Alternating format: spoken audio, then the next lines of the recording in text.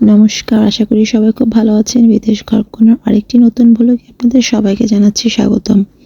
তো আজকে খুব সকালবেলা ঘুম থেকে উঠেছি, আর ঘুম থেকে উঠেই স্নান করে পুজো দেওয়া কমপ্লিট হয়ে গেছে।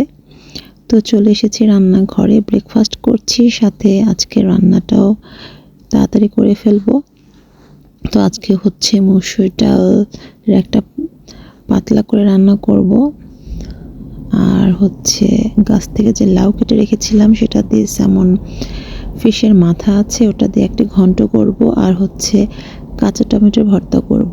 আমার খুবই পছন্দের একটা ভর্তা।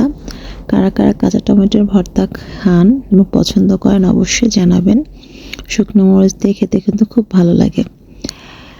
আর এই যে দেখেন বাগানের অবস্থা, এখনই এই অবস্থা হয়ে গেছে, কারণ আমাদের এখানে কিন্তু এখন সকালবেলা বেশ ঠান্ডাই পড়ে, আর মাঝে মাঝে বৃষ্টি হয়।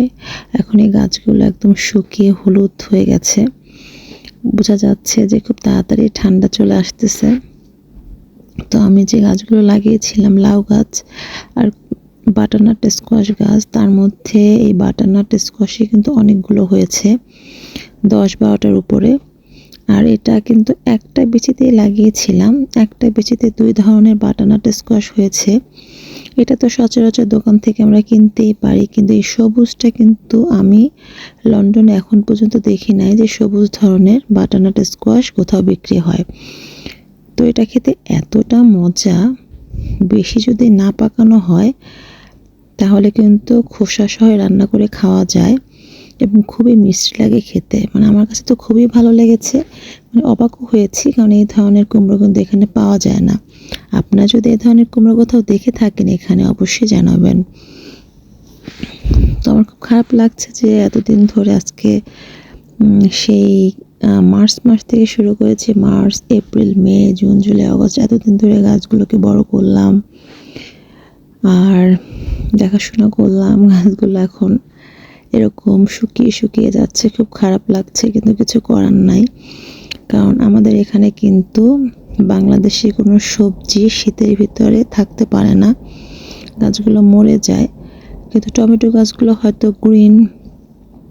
গ্রিন হাউস টাইপের যদি কোনো কিছু কেনা যায় সেই ধরনের, তাহলে হয়তো থাকতে পারে, রাখা যেতে পারে। তুলসী গাছও ঘরের ভিতরে হয়তো রাখা যাবে, কিন্তু যেসব সবজি গাছ আছে সেগুলোকে কোনোভাবে বাঁচানো সম্ভব নয়।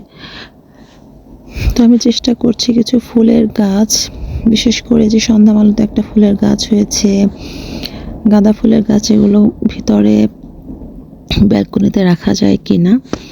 কারণ আমাদের এখানে তো জানেন যে যারা থাকে তারা অবশ্যই জানে যে ফুলের কত দাম। সুপার মার্কেট থেকে ফুল কিনতে গেলে কিন্তু প্রচুর দাম নেয়। তো সবচেয়ে বেটার লাগিয়ে সেটা দিয়ে পুজো করা, তাহলে সকাল বিকাল পুজোতে আসলে সুন্দরভাবে কিন্তু কাভার করা যায়।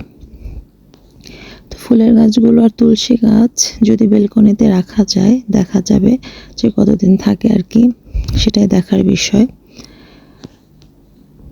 তার মরিচ গাছগুলোর দিয়ে অবস্থা, অনেক মরিচ হয়েছিল, এই মরিচগুলো কিন্তু অনেক ঝাল। জানি না এটা মনে হয় নাগা মরিচই বলা হয়, কিন্তু যখন এটার বিচি কিনেছিলাম তখন কিন্তু নাগা মরিচ লেখা ছিল না, ওখানে ছিল বাংলাদেশি মরিচ লেখা।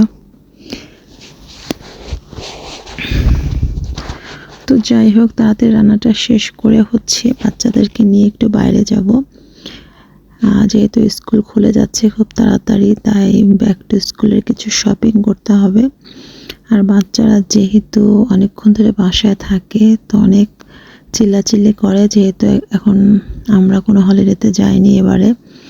তো একটু পার্কেও যাব, প্রতিদিন পার্কে যেতে ওরা খুবই পছন্দ করে, পার্কে একটু খেলাধুলা করে আসে, সেজন্যই মেনলি রান্নাটা করব তাড়াতাড়ি। এই যে এই লাউগুলো কেটে রেখেছিলাম, আপনাদের তো দেখিয়েছি, এই লাউটা দিয়ে কেটে তারপর হচ্ছে স্যামন মাছের ফিশ দিয়ে মাথাটা যেটা আছে ওটা দিয়ে একটা ঘন্ট করব। এই লাউগুলো দেখতে মনে হচ্ছে খুব ছোট কচি, কিন্তু লাউগুলো কাটতে বিশ্বাস করেন এতটা কষ্ট হয়, কারণ খোসাগুলো কিন্তু খুব শক্ত হয়ে গেছে। তাই খোসাটা কিন্তু ভাজি খেতে খুব মজা লাগে, যেহেতু খোসাগুলো শক্ত সেহেতু আর এটা দিয়ে ভাজি খাওয়া যাচ্ছে না। তো আমার ছোট মেয়েকে খাইয়ে দিয়েছি, সকালের ব্রেকফাস্টও শেষ। আর আমি এখানে ডালটা ফোড়ন দিয়ে নিচ্ছি, একটু শুকনো মরিচ আর হচ্ছে জিরে আর অল্প করে রসুন কুচি দিয়ে ডালটা ফোড়ন দিয়ে নেব। আমাদের এখানে তো যারা জানেন তারা খুব ভালো জানেন, এখানে হচ্ছে যে গহনা দেখলে মনে হয় অতটা খুশি হয় না যতটা আমরা বাংলাদেশের সবজি দেখলে খুশি হই। এটা কিন্তু খুব সত্যি একটা কথা, কারণ এই জিনিসগুলো এতটাই দুর্লভ। বাংলাদেশে একটা লাউ বলেন, পটল, সিম, চিচিঙ্গা, ঝিঙ্গে, এগুলো দেখলে না অন্যান্য দামি উপহার গিফটের কথা বলেন সেগুলোর চেয়ে অনেক বেশি খুশি লাগে মনে। আর সেই জিনিসটা যখন নিজে বাগানে আপনি গ্রো করবেন তখন আরও বেশি ভালো লাগে। আর অনেকেই আছেন আমার মতো যাদের গার্ডেন আছে, তারা কিন্তু বাংলাদেশে অনেক ধরনের সবজি ফল কিন্তু গ্রো করে থাকেন। অবশ্যই তাদের এক্সপিরিয়েন্সটা অবশ্যই আমার চেয়ে। তো আমার এখানে রান্নাটা হয়ে গেছে, যে এখানে রান্না করেছি হচ্ছে স্যামন ফিশের মাথা দিয়ে লাউয়ের একটা ঘন্ট আর ডাল আর হচ্ছে কাঁচা টমেটো ভর্তা, আমার সবচেয়ে ফেভারিট একটা ভর্তা। তো এখন যেহেতু বাজে 1টা, সবার খাওয়া মোটামুটি শেষ হয়ে গেছে। তা আমি এখন ভাত নিয়ে বসে পড়েছি, খেয়ে দিয়ে হচ্ছে বাচ্চাদের নিয়ে বাইরে যাব। এটাই হচ্ছে আজকের প্রোগ্রাম। তো যাই হোক, ভিডিওটি এই পর্যন্তই। যদি আপনাদের ভালো লেগে থাকে অবশ্যই লাইক এবং শেয়ার করবেন। দেখা হচ্ছে আরেকটি নতুন ব্লগে খুব তাড়াতাড়ি। ধন্যবাদ সবাইকে।